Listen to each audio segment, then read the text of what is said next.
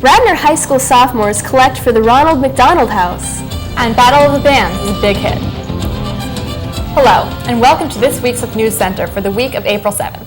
I'm Allie Wolfson. And I'm Heather Van Trieste. We'll have all those stories and more later on in the show, but topping the Radnor Beat this week, Radnor is very committed to going green, which is why Radnor received a $40,000 check from Kathleen A. McGinty, Secretary of the Pennsylvania Department of Environmental Protection, on Saturday, April 4th.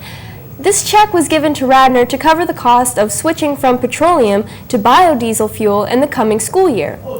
In addition to reducing Radnor's reliance on foreign petroleum by 20%, the biodiesel blend will improve air quality for the 4,400 students who ride the buses and for township residents. Running the district's 64 vehicles on the renewable fuel will result in the following emission reductions each year: particulate matter by 12%, unburned hydrocarbons by 20%, carbon monoxide by 12%, sulfur dioxide by 20%, and carbon dioxide, a greenhouse gas, by 16%. We can only hope that other schools will follow Radnor's example. We now go to Michaela Connolly for the Radnor wrap-up. What's going on, Michaela?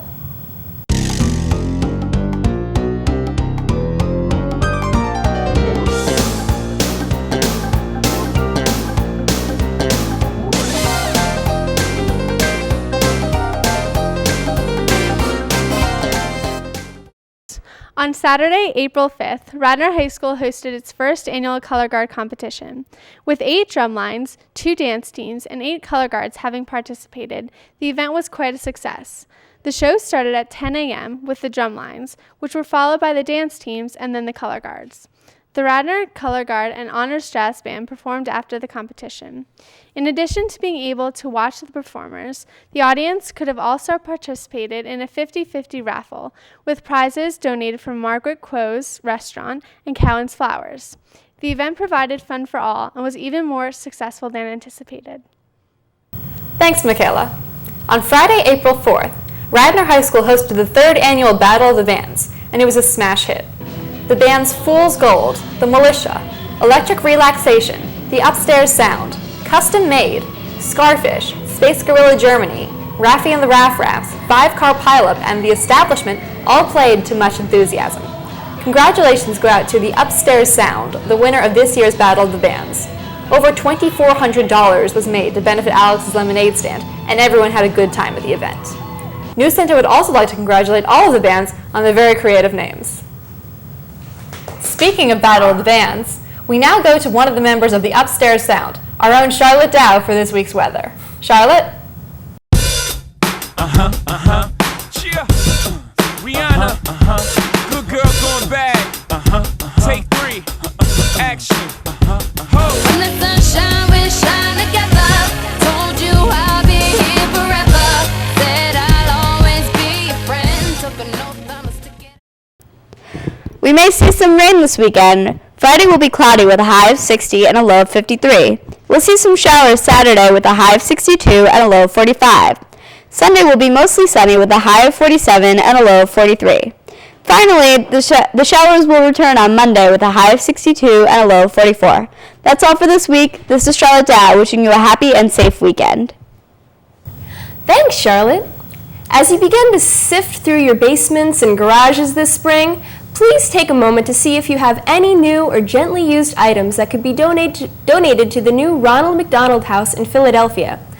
Shortly after the grand opening, they had several plumbing issues and the first floor flooded. Many of the donations that they had been given were destroyed. So throughout the month of April, the sophomore homerooms will be collecting supplies for this very worthy charity. The collection will focus on items for the pantry, bedrooms, bathrooms, and TV room. The Ronald McDonald House is still in desperate need of baby and child care supplies. If you have any of the following items you would like to donate, please let me know. If you have any infant car seats, toddler car seats, booster car seats, high chairs, umbrella strollers, regular strollers, jumper exercise saucers, sets of safety bed rails, DVDs, and Sony PlayStation 3 games, please take the time to support this charity. Don't go away, Because coming up, Coach Kilgore reaches 500 wins. This week I thought I'd try some local Chinese American food at Winds of East. And coming up, another election scandal.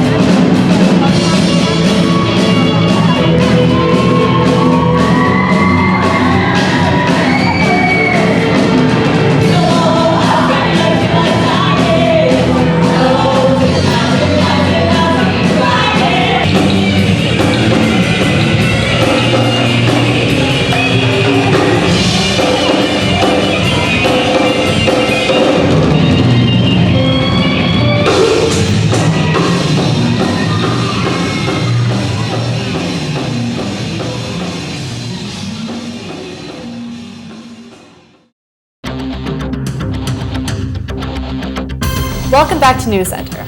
We now go to Winston Hamill with his restaurant review. Winston? Let's go! Chicken noodle soup, chicken noodle soup, chicken noodle soup with a soda on the side. Yeah. Chicken noodle soup, Yeah. chicken noodle soup, Yeah. chicken noodle soup with Yeah. a soda on the side. Chicken noodle soup, chicken noodle soup, Noodle. chicken noodle soup with a soda on the side. This week I thought I'd try some local Chinese American food at Winds of East, a small diner-like establishment in the heart of Wayne. I ordered fried pork dumplings, which were crispy, golden, and greasy. For my entree, I ate the ubiquitous General Tso's chicken, which was very tasty even though it too was greasy.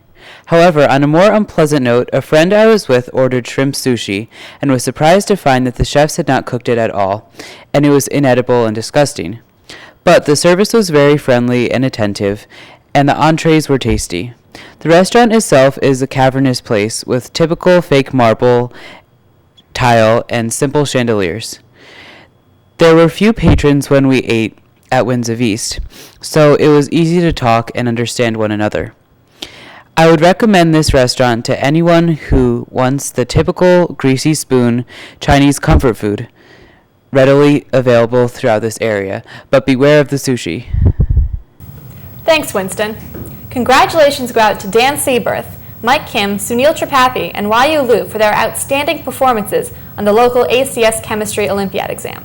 They're among the top scorers in Southeast Pennsylvania region. Dan and Mike have been invited to compete at the national level. This will involve a 4.5-hour chemistry exam at LaSalle University on Saturday, April 19th. Good job, guys. We now go to Jackie Calamaro with this week's sports. How's Radner doing, Jackie? Just keep your head in the game. Just keep your head in the game. And don't be afraid to shoot the outside, Jay. Just keep your head in the game. Gotta get your head in the game. Gotta get ahead in the game. Gotta get your head in the game. Gotta get it. It was a special day in many ways for the undefeated RHS girls lacrosse on their opening day. In addition to their first game was a moving ceremony honoring a special parent, Brian Early, and it was an easy and impressive victory of 21-0 over longtime rival Westchester East. Friday, March 28th was a special day for another reason. Coach Phyllis Kilgore became the second Radnor coach to gain 500 career victories. Her co-holder, basketball coach Ellis Dwyer, had 503 wins. Congratulations on this incredible feat, Coach. On Sunday, April 6th, Radnor girls crew team had the best overall performance in RGCC history. The first varsity 8, JV 8, JV 4, and freshman 4 all came in first place. Congrats to a job well done.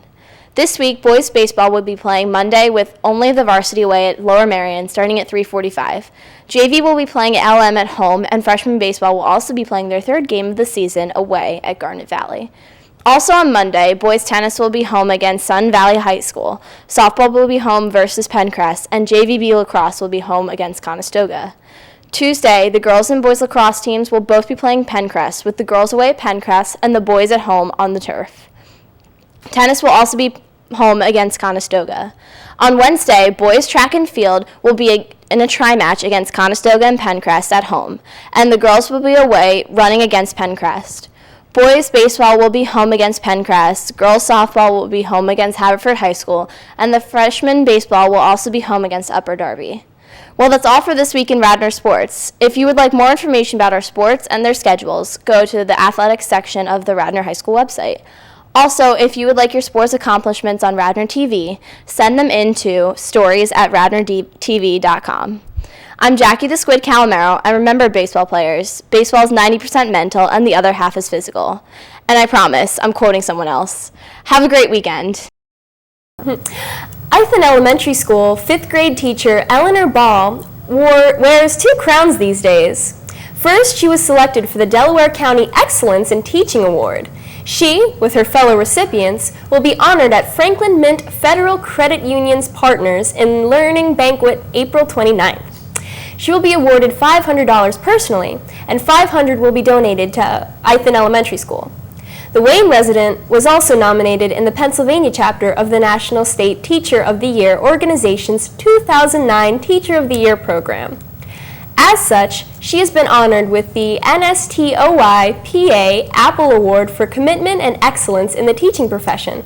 Congratulations, Mrs. Ball. We now go to Helen Shue for the World News. Helen? Me and all my friends, we're all misunderstood.